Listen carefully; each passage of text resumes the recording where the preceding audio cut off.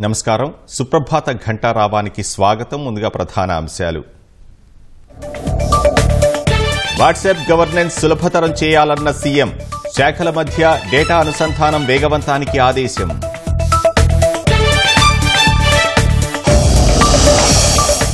వార్షిక బడ్జెట్పై ప్రభుత్వ కసరత్తు వేగవంతం. శాఖల వారీగా మంత్రులతో పయ్యావుల మేధోమథనం.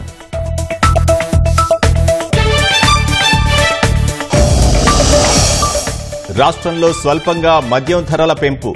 99 రూపాయల క్వార్టర్ బీర్లకు మినహాయింపు.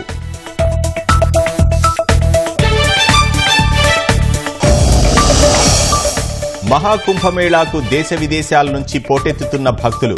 రోజుకు సగటున 1,44,00,000 మంది పుణ్యస్నానాలు.